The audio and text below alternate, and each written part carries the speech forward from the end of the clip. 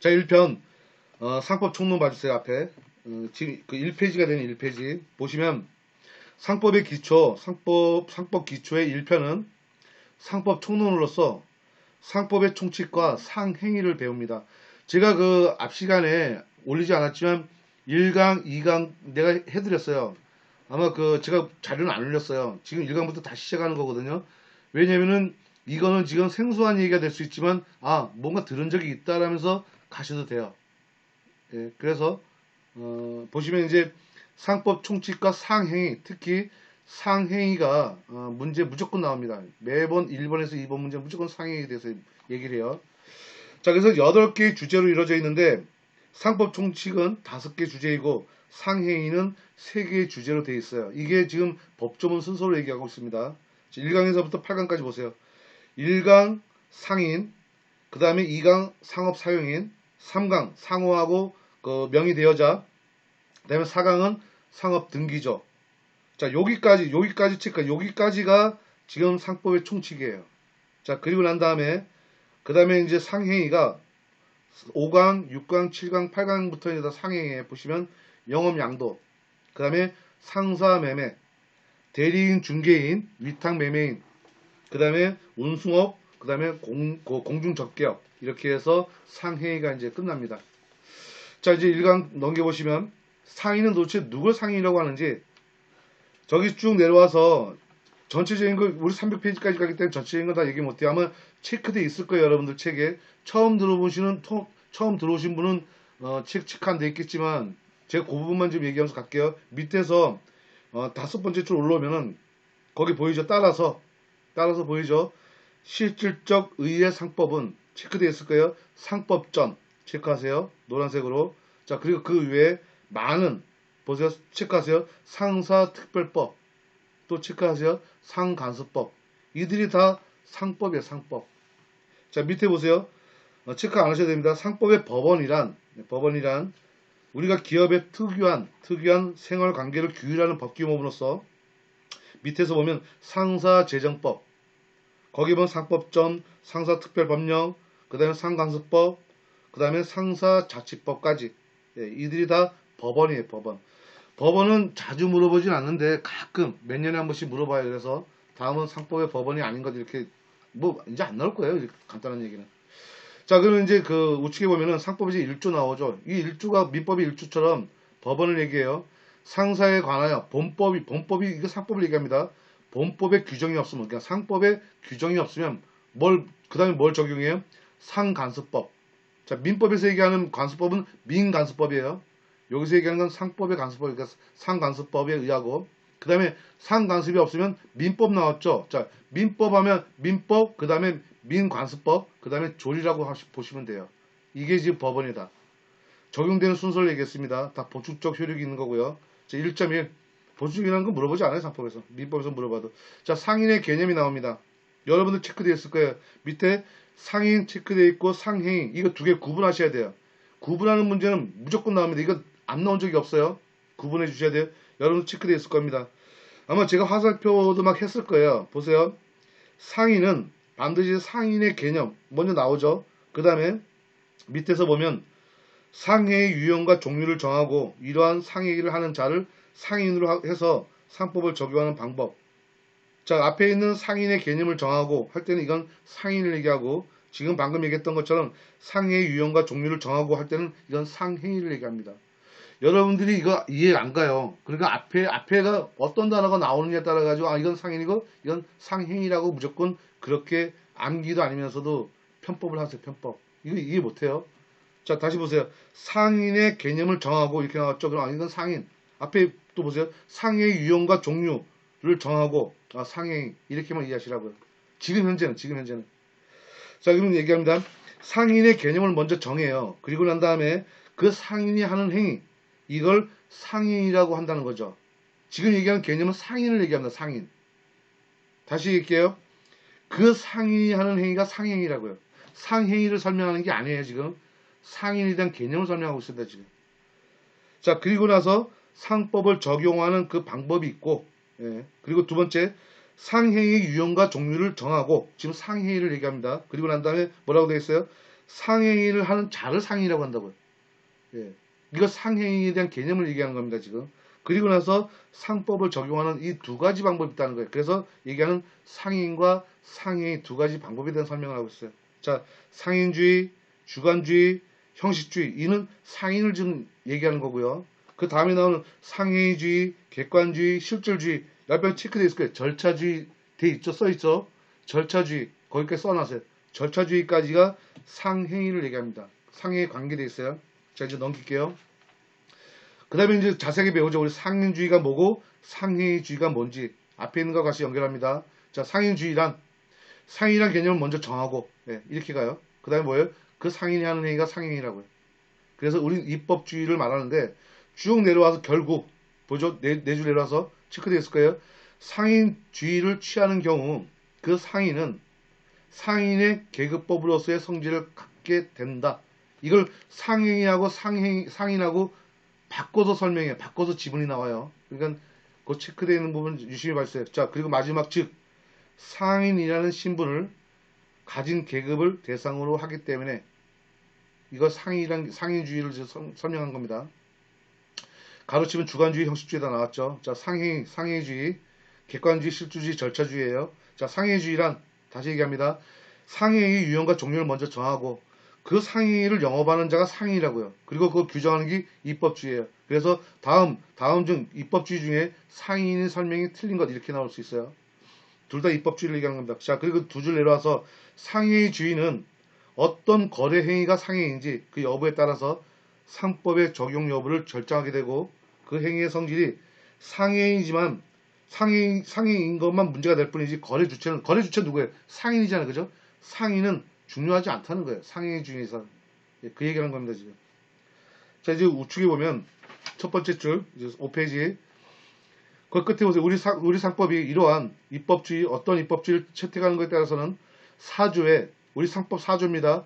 당연상인, 상법 5조에 보면 의제상인을 규정되어 있어요. 당연상인이 누구고 의제상인 밑에 또 배웁니다. 자, 4조, 5조에 대해서 나열되어 있어요. 근데 결국 우리 상법은 뭘 채택하는 것 같아요? 방법은 두 가지, 입법은 두 가지인데 뭘 채택합니까? 두 개를 다 취해요. 그래서 마지막 보세요. 쭉 내려와서 결국 체크되어 있을 거예요. 우리 상법은 4조와 5조를 모두 다 행위주의, 상행주의를 병행한 절충적 입법 방식을 취하고 있다. 둘 다 취하고 있다는 얘기예요. 이것도 가끔 얘기합니다. 가끔. 자, 그리고 이제 상인이 지금 방금 얘기했던 것처럼 당연 상인은 누구고 의제 상인은 누굴 얘기하는지 이제 이걸 이제 배웁니다. 자, 상인의 의의와 종류를 보면 상인은 뭘 상인이라 그래요? 또 얘기합니다. 형식적으로 기업의 생활관계에서 발생하는 권리 의무. 어디 기업의 생활관계를 발생하는 권리 의무 기속. 그리고 그 주체를 얘기하는 게 이제 상인이에요.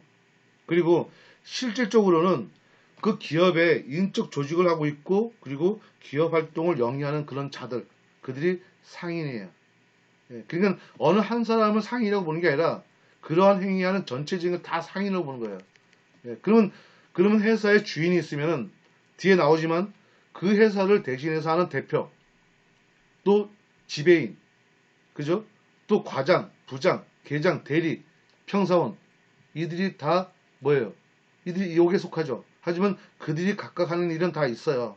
지금 전체적인 걸 상인으로 설명하고 있는 겁니다. 자, 그래서 이제 당연상인 보고 의제상인 봅시다. 자, 넘겨볼게요. 당연상인 6페이지입니다. 당연상인. 자, 상법제 4조예요. 법조문 이렇게 되어 있어요. 자기 명의로 그리고 상행위를 또 하는 자. 거기서 제가 뭐 하나 빠졌다 그랬어요. 아마 체크되어 있는지 모르겠도 다시 얘기할게요. 뭐가 빠졌는지. 자기 명의로 상행위를 영업으로 하는 자. 이렇게 뭐가 하나 생각됐어요. 그거 넣어주세요. 안 돼 있으면. 다시 얘기할게요. 자기 명의로 상행위를 영업으로 하는 자. 이들을 당연상이라 그래요. 자, 그럼 이제 하나는 이제 뜯어봅시다. 도대체 자기 명의는 뭐고, 상행위는 뭐고, 영업은 도대체 뭘 얘기하는지. 그죠? 이걸 이제 하나하나 보는 겁니다. 자, 자기 명의가 나왔죠? 우리가 명의 앞에 있는 자가 주체예요. 타인 명의로 하면 타인이 주체고요. 자기 명의로 하면 자기가 주체예요. 자기가. 보세요. 자기 명의로 상인이 자신이 거래상 권리 주체의 귀속 주체가 되는 것, 이를 자기 명의라. 자기 명. 명이 바로 앞에 있는 그가 주체라고. 자기의 자기. 자, 그러면 밑에 보세요. 6페이지 밑에서 세 번째 줄. 그러면 자기 명의는 뭐고 자기 계산은 뭐냐 이거죠. 자, 계산만 이해하시면 돼요. 계산은 뭐라 그랬어요? 실이라 실리. 이익이 될 수도 있고 손해가 될 수 있고. 예, 그게 지금 얘기한 계산을 얘기해. 계산. 자기의 계산이라는 얘기는 자기의 이익, 자기의 손해. 예, 이런 걸 계산이라 그래. 계산. 자, 다시 그럼 이제 차이를 봅시다. 차이. 그 구분해서 잘 물어봐요. 자기 명의는 뭐고 자기 계산은 뭔지. 자, 밑에 볼게요.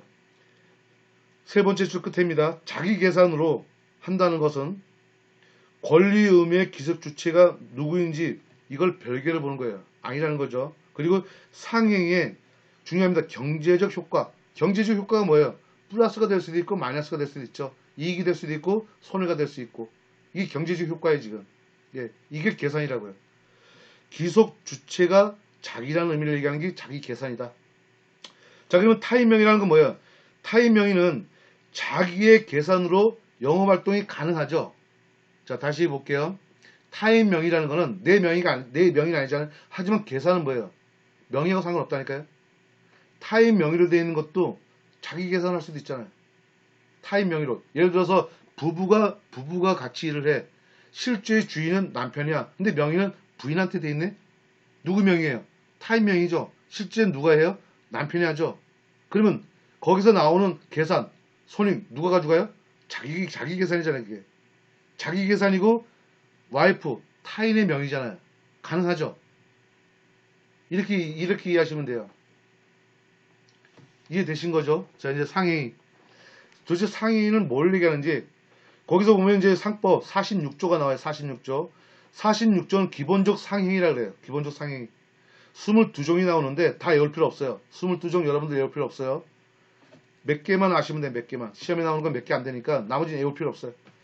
자, 그래서 이들을 보통 상해이라 그래요. 이걸요. 그러면 보조적 상해이라는 게 있어요. 뒤에 보면은. 보조적 상해하고 구분해. 나중에 뒤에 보면 또 나와요. 자, 일단은 우리는 지금 상해는 간단히 건듭니다. 세 줄 내려와요. 다만 오로지 중요하죠. 임금을 받을 목적으로 물건을 뭐요? 제조하든가 아니면 우리 노무를 종사하는 사람들 있죠. 이 사람들은 상해로 안 봅니다. 예, 이게 또 나오겠죠. 상해에 해당되지 않아요. 그게 우리 46조 단서 부문에 나와요. 다만 하면서 법조문에 나와요. 이들은 상해로 보지 않아요. 자, 이제 마지막으로 영업을 하는 자라 그랬죠. 자, 영업성을 뭘 얘기하는지. 자, 두 번째 줄 뒤에 보면은 체크하세요. 영리를 목적으로. 자, 일단은 무슨 목적으로? 영리를 목적으로. 동일한 유형에 중요합니다. 계속적이고 반복적인 거. 이걸 영업이라고 해요. 한 번 하는 건 영업이 아니에요. 계속적이고 어떻게? 반복적으로 하는 그러한 것을 영업이라고 합니다. 자, 이제 넘겨보시고 이제 당연상해는 이래요. 당연상해는 법조문 하나하나 뜯어왔어요. 자, 이제 제가 도로에 있는 가판 얘기. 이들은 명의가 없어요. 자기 명의로 하는 게 없다고요. 뭘 해요? 이제 의제상인이에요. 의제상인 봅시다. 그 설비상인이 나오고 우측에 보면 민사회사가 나오죠. 이들은 다 의제상인이에요. 자, 의제상인이라는 거는 설비상인 봅시다. 상법 제5조 2장에 보면 점포, 기타 유사한 설비에 의해서 자판을 생각하셔도 자판 보이죠? 설비에 의해서 상인적 방법으로 영업을 하는 그런 상해일을 하지 않으면서도 그러하는 자, 그들은 의제상이라 그래요. 의제상인. 상행위에 들어가지 않는데 뭐라고 되어 있어요? 점포 이런 것 같이 어떤 설비만 가지고 있는 자, 영업을 안 하는데도 예, 그런 의제상이라 그래요. 특히 설비상이라고 나왔어요. 그 체크해 주시고. 자, 이제 상법 46조 제18호가 나와. 46조는 그 보통 상행이라 그랬죠. 자, 보통 상행 중에서 다 외울 필요 없다고 했는데 보세요. 18호에 외우지 않아요. 18호에 뭐라고 나오냐면 광업을 하는 자는 상해일 하는 자이기 때문에 당연상인이에요. 당연상인. 그런데 중요합니다. 이거 별표 3개 해주세요. 수산업, 농업, 임업같이 원시산업 이들은 다 상해일 하는 자들이 아니에요. 상해에 포함되어 있지 않다고요. 그럼 어디 들어가요? 의제 상인으로 들어갈 수밖에 없죠. 그래서 보통 상인이라는 자들은 다 그 당연 상인이고 상인을 하지 않는 자는 의제 상인이라고 보시면 돼요. 그렇게 구분하시면 됩니다. 그래서 이 부분이 잘 나와요. 수산업, 농업, 임업같이 원시산업. 근데 광업을 하는 자는 상인이 들어가 있어요. 여러분들 상법 46조를 보면 거긴 광업이 들어가 있다고요. 하지만 수산업, 농업, 임업은 안 들어가 있어요. 이거 그러니까 제가 다 외울 필요 없다 그랬죠. 뭐만 알면 돼요. 광업하고 지금 얘기 나온 수산업, 농업, 임업만 알면 돼요. 나머지 상인은 알 필요 없어요. 지금 우리 시험에는 알 필요가 없다고요. 나머지 다른 시험에는 꼭 아셔야 돼요. 거기들 다 나오니까. 자, 우측에 보면 양가를 위 민사회사 있죠. 민사회사. 민자가 아니에요. 민사예요. 자, 기본적 상해 그 이외에 하는 회사를 말하는 것에서 의제상이라고 하는데, 자, 따라서 체크해주세요. 기본적 상해를 목적으로 하는 회사. 이들은 상사회사라 그래요. 자, 민사회사와 상사회사는 구분이 되죠. 상사회사는 어떻게 상해를 목적으로 하죠? 당연상인으로 가죠. 근데 민사에서는 상인을 목적으로 하지 않죠. 의제상인으로 가는 거예요. 이렇게 구분해 주세요. 근데 밑에 보세요. 민사회사이건 상사회사이건 모두 다 상법을 적용합니다. 두 개 다. 그래서 우리는 상법은 절충적이라 그랬잖아요. 그래서 당연상인, 의제상인을 다 나열합니다. 네, 다 가지고 있어요. 상법은. 다 적용됩니다. 자, 이제 넘겨보세요. 소상인. 소상인은 우리가 얘기하는 소상공인하고 좀 달라요. 소상인은. 두 번째 줄 보세요. 소상인의 범위는 이거는 이해 못하는 분 없어요. 1천만원 미만. 그리고 중요합니다. 회사가 아닌 자. 우리 우리 100원 이상부터는 주식회사 만들 수 있죠. 그런 것처럼 어떤 회사를 하면은 무조건 소상인에서 무조건 탈락이에요. 얘기했죠. 회사가 아닌 자. 회사가 아니어야 돼요. 그리고 1천만원 미만이어야 됩니다. 이 두 개를 다 충족해야만 소상인이 될 수 있어요. 우린 뒤에서도 배우겠지만 두 줄 내려와서 상법 구조에 보면 이거 지금 등기를 얘기해요. 등기. 지배인, 상호, 상업장부, 상업등기 규정은 소상인에 대해서 적용하지 않는다. 왜 그래요? 방금 얘기했잖아요. 회사가 아니라고. 회사가 아닌 자들이기 때문에 회사인 자들이니까 다 적용돼요. 하지만 회사가 아닌 자이기 때문에 소상인은 이게 하나도 적용 안 돼요. 그래서 우리가 회사면 장부 같은 걸 다 기록하게 돼 있어요. 근데 소상인은 그럴 필요 없어요. 여기 있던 건 상업장부 해도 돼요. 하지만 아무 효력이 없다고. 해도 상관없어요. 해도. 하지만 등기해도 돼요. 안 해도 된다고. 안 해도. 예. 그걸 한다고 해가지고 잘못된 게 아니라 안 해도 되는 걸 한 거죠. 그냥. 예. 그렇게 생각하시면 돼요. 자, 이제 1.3에 보면은 상업의 자격에 대해서 취득 상실을 봅시다. 취득 상실을 보면 당연 상인이든 의제 상인이든 그 상인이라는 법률 행위를 할 수 있기 때문에 상인 자격은 취득돼요. 하지만 언제 이들이 자격이 상실되냐 이거죠. 언제 생기고 언제 상실되냐 이거죠. 자, 우측에 봅시다. 1.3.1에 보면 자연인의 상인 자격은 그거 한번 체크되어 있을 거예요. 두 번째 줄 영업을 개시하는 경우 영업을 개시하는 경우 그때부터 상인 자격이 취득이 돼요. 그러면 영업을 위해서 준비하는 자 그들도 상인이에요. 어떤 얘기하면 내가 옷가게를 차렸어. 아직 사업자 등록 안 했어. 근데 내가 옷을 찌르려고 지금 저 동대문 상가를 간 거예요. 저 왔다 갔다 해. 이미 그는 이미 상인이에요. 상인. 영업을 개시하는 경우 준비하는 거 다 상인이에요. 상인. 예. 여기서 영업을 개시하는 경우도 상인 자격을 취득한다. 자, 그런데 두 줄 내려와서 또 체크하세요. 영업의 의사가 객관적으로 누가 봐도 옷을 띠러 왔다 갔다 해요. 누가 봐도 상인처럼 보이죠. 객관적으로 표시된 경우에 이때부터 상인 자격을 취득하고 개업 준비 행위는 보조적 상인, 제가 아까 했죠. 기본적 상인 46조에 있었죠. 이런 행위를 보조적 상이라고 해요. 보조적 상인. 그때부터 상인으로 봐요. 하지만 그 행위는 상인이라 안 보고 보조적 상인이라고 본다는 거죠. 자, 그래서 이제 그 앞에 있는 기본적 상인하고 보조적 상인하고 이게 구분이 돼요. 보통은 보면은 단어 한두 개만 딱 달라 이게 얘기가. 영업을 하는 자, 영업을 하기 위해서 하는 자 이렇게 구분이 되어 있습니다. 그렇게까지 뭐 자세하게 안 해도 이렇게 구분만 시켜주세요. 저 밑에 이것도 잘 나오죠. 우리 행정관청, 지자체라든 행정관청에서 그 인허가에 따른 그 인허가를 받아야만 상인이냐 이거죠. 지금 뭐라고 되어 있어요? 두 번째 줄 관계없고 다 관계없다는 거예요. 그냥 사업자 등록증 내는 다 관계 없다는 거예요. 준비하고 아니면 게시하고 이들만 해더라도 이미 상인 자격은 취득이 된다는 거예요. 그 체크하세요. 관계가 없고. 예. 자, 그러면 언제 상실되냐? 뭐 당연히 영업을 안 하면 영업행위를 종료하면 상실되죠. 예. 그리고 이제 보세요. 영업을 폐지, 종료 폐지. 자, 넘겨보세요. 영업시설 어떻게 폐쇄할 때, 이때는 상실이 돼요. 자, 그리고 나서 두 번째 줄 보면 중간에 그 영업과 남아있는 잔존되어 있는 사무가 있을 거 아니에요?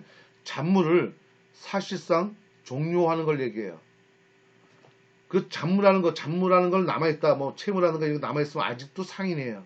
만약에 이들이 완전히 이 잔물을 끝내지 않고 만약에 상인 적용을 안 받잖아요. 그러면 그 상법의 적용을 안 받게 돼요. 그럼 민법으로 가요, 민법으로. 이건 엄청난 차이가 있어요. 특히 어떤 차이는 소멸시효가 달라요. 우리 민법에는 보통 채권은 10년이잖아요. 그죠? 예, 근데 상법은 짧아요. 5년 짧아요. 3년, 5년 굉장히 짧거든요. 그래서 이걸 얘기하는 거예요. 그 영업의 잔물을 사실상 종료해야만 상실된다는 거. 이거 꼭 체크해 주세요. 우리 조합이 채권 배운 분들 조합 나온 거 보셨죠? 채권 강론에 나오죠. 조합이 민법 총칙이 안 나와요. 거기 얘기한 그 조합을 생각하시면 돼요. 동업. 네, 동업. 자, 조합의 경우 조합원 1인이 그 여러 동업하는 사람 중에 한 명만 상인이면 돼. 그러면 그들은 상인인 자격을 취득해요. 그들 중에 한 명만. 자, 법인은 설립 목적, 정관적 설립 목적에 따라서, 그래서 이제 그 상인 자격을 취득해요. 그러니까 여기서 보시다시피 권리 능력의 제한이 존재함에도 불구하고 법인의 설립의 목적에 따라서 상인 자격의 인정 여부가 판단된다. 자, 그러면 설립 목적에 따라서 상인 자격을 취득할 수도 있고, 취득 안 할 수도 있고, 못 할 수도 있고, 뭐 이런 거예요. 자, 사법인에 대한 상인 자격. 우리는 보통 이걸 대표적인 게 회사죠, 회사.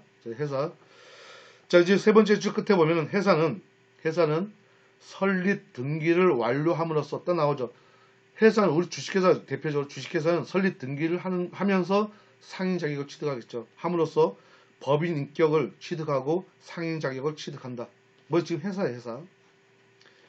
자, 그리고 이제 밑에 줄 보면 끝에 청산의 종료와 함께 청산이라는 말이 왔죠. 청산의 종료. 청산과 개시할 청산의 종료와 함께 상인 자격을 상실합니다. 이건 회사 얘기예요. 그 다음에 이제 공익법인하고 이제 비영리법인이 있는데 이거는 이제 읽어봐 주시고 중요한 건 이제 중간법인 보세요. 세 번째 중간법인. 자, 수협, 농협수협 축협, 중소기업 협동조합. 우리가 흔히 보는 그런 거에 얘기하는 거예요. 이들은 설립 목적에 따라서 체크되어 있을 거예요.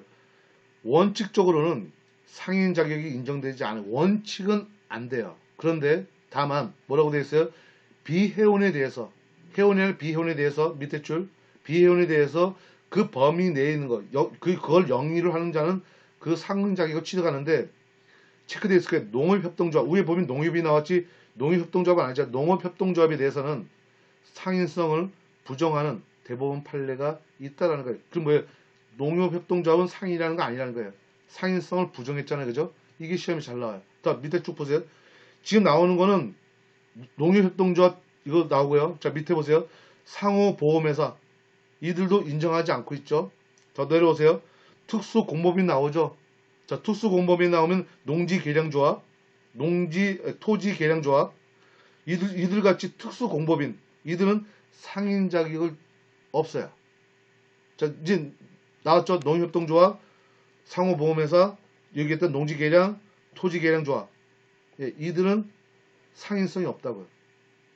이들을 물어봐, 이들. 자, 그런데 중간에 뭐 일반 공법인 보세요. 일반 공법인 대표적인 게 지자체 보면 돼요. 일반 공법인 국가나 지방자치단체, 이들은 일반 공법인이라 그래가지고 이들의 영업활동은 상인 자격을 취득합니다. 이들은 상인으로 봐요, 상인.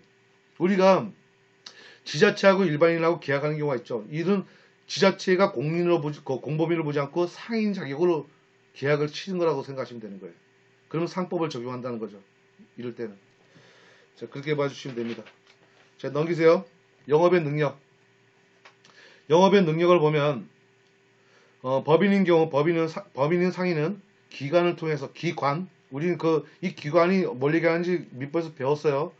기관을 통해서 활동을 함으로써 영업 능력에 문제가 되진 않아요. 그리고 자인이 상인으로서는 그 상인 자격을 취득하게 되면 그 행위 능력에서 스스로 영업을 할 수 있습니다. 다만 이건 뭐 민법에서 나온 거죠. 미성년자, 한정치사, 금전치사인지도 이제 상법에서 바꿨어요. 그래서 우리가 알고 있는 후견, 피후견인, 피한정후견인, 피성인후견인을 얘기하는 겁니다. 그래서 이들은 다 민법상 행위 무능력자이기 때문에 원칙은 영업할 수 없어요. 하지만 예외로 누구의 허락을 받으면 영업 능력이 됩니다. 그 대리인이 허가를 받으면 되는 거예요.